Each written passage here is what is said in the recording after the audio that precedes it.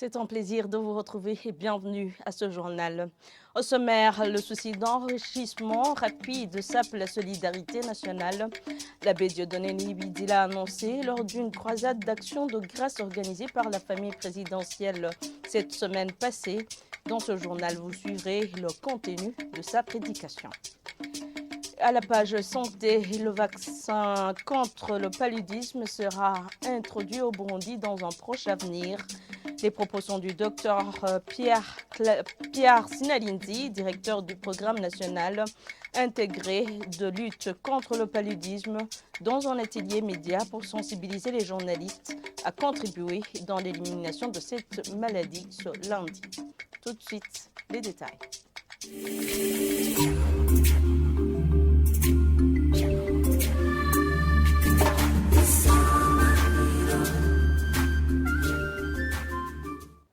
Encore une fois, bienvenue, je vous le disais, dans les titres, le souci d'enrichissement rapide caractérisant certains citoyens burundais ne fait que saper la solidarité nationale.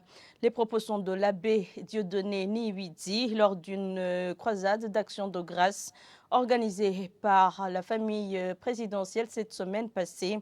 Dans sa prédication, il a rappelé que ce souci conduit notamment à la fuite des cerveaux et à la corruption. Jean de Dieu, il a côté.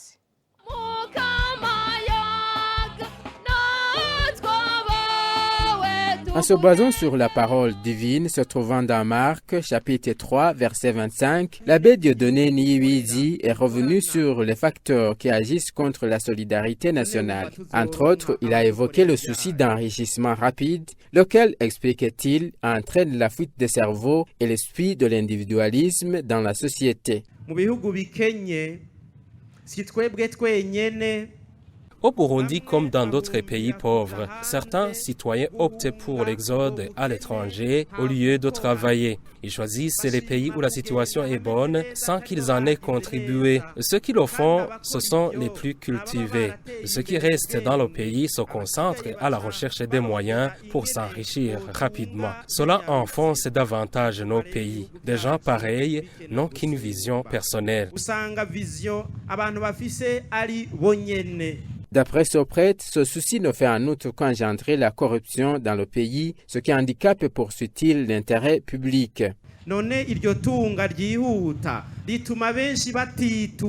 Pour plusieurs personnes, cet enrichissement rapide les entraîne dans la corruption, dans la perte de la moralité et de la personnalité. À quand vas-tu commencer à se préoccuper de l'intérêt commun? À quand allons-nous mettre à côté nos honoraires pour prioriser le travail? Je rappelle que nous ne travaillons pas pour de l'argent, mais plutôt pour le pays. Oublions cette richesse rapide car elle nous induit dans la corruption. Parmi les autres facteurs qui sapent la solidarité nationale que ce prêtre rapporte, il y a notamment l'esprit de comparatisme au sein de la société. Merci Jean de Dieu. Il a causé à la page santé.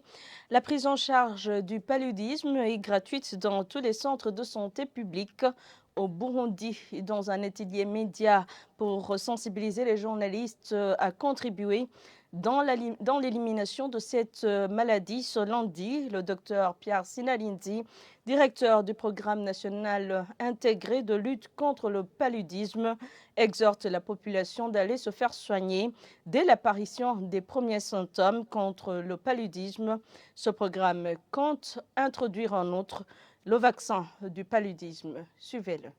Le gouvernement du Burundi met en œuvre la prise en charge des cas de paludisme dans toutes les formations sanitaires publiques, confessionnelles et associatives.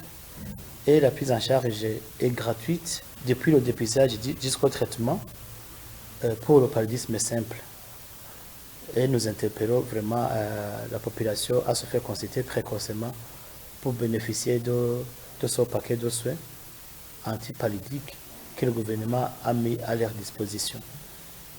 Le gouvernement met en œuvre la prise en charge des cas de paludisme au niveau communautaire à travers les agents de santé communautaire.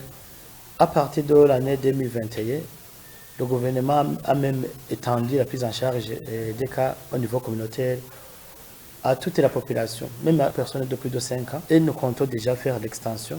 Maintenant, nous opérons déjà dans 23 districts. Nous pensons que d'ici sous peu, on aura étendu le nombre de districts qui prennent en charge les cas de paludisme pour la population de plus de 5 ans. Ce qui est vraiment une initiative très louable qui est entreprise par le gouvernement. En plus de ces interventions de prise en charge, vous savez que de façon ponctuelle, et s'il demande, après l'analyse de la situation, nous mettons en œuvre les cliniques mobiles pour impacter de façon forte sur la situation du paludisme chaque fois que la situation l'impose. Dans l'avenir, le Burundi entreprend introduire le vaccin contre le paludisme et les préparatifs sont déjà en cours et nous pensons qu'à coup sûr, on pourra introduire le vaccin contre le paludisme dans les années à venir.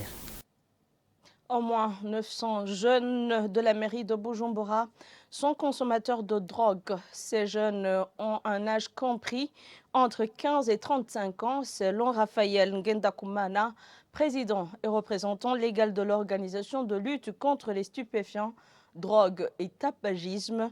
Ce lundi, à l'occasion de la journée internationale de lutte contre l'abus et la consommation des stupéfiants, il trouve que le gouvernement et les parents sont les premiers à intervenir pour mettre fin à cette situation.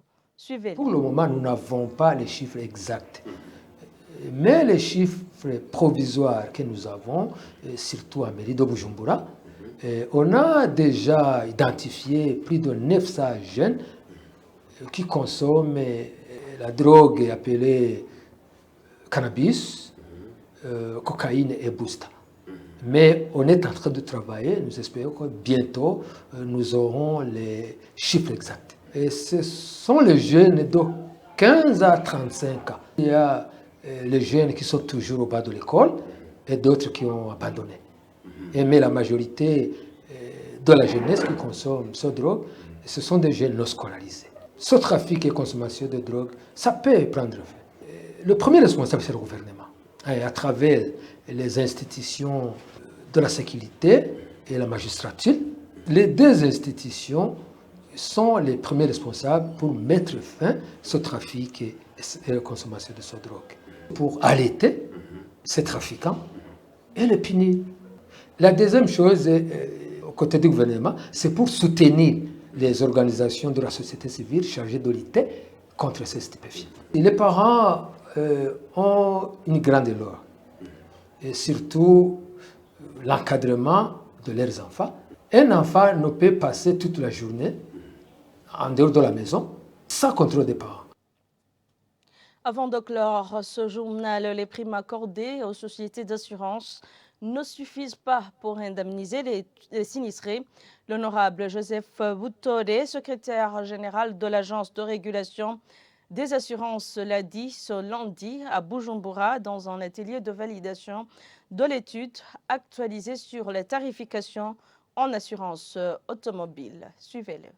L'ARCA a commandité cette étude actuarielle sur la branche automobile à la suite d'une série de doléances, de réclamations venant et de la part des assurés et de la part des victimes, mais aussi de la part des assureurs. C'est cette étude qui a été menée par le consultant, le cabinet Mongrain, et cette étude qu'on vient de valider aujourd'hui, là je prie qu'on vient de la valider au niveau technique, n'était pas dans un cadre de prise de décision, parce que cette compétence appartient non pas au secrétaire général de l'ARCA, mais plutôt à l'organe de supervision qui est au-dessus de nous. Par rapport au fond de votre question, sommes-nous satisfaits ou pas? La première étape est franchie, parce que cette fois-ci, nous avons un instrument chiffré, nous avons un document crédible et fiable, et dont les recommandations, dont les conclusions seront présentées à la commission de supervision, et qui est compétente pour prendre les bonnes décisions, et qui, on l'espère, nous permettront d'améliorer le climat dans le secteur des assurances. En l'occurrence, pour la branche automobile, à elle seule, totalise 43% des primes émises, avec 20% pour la responsabilité civile automobile. Donc ça fait environ 1/5 de la globalité des primes collectées au Burundi. Alors si un tel produit pose des problèmes, vous comprenez que ça ne peut pas ne pas affecter l'ensemble du secteur des assurances, et même pour la partie assurance non-vie. Et voilà, c'est par ici que prend fin ce journal. Merci à tous de l'avoir suivi.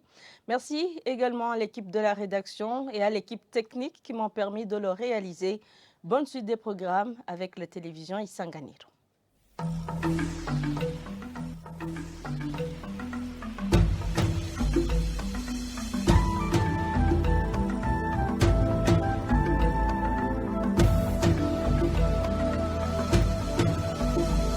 Isa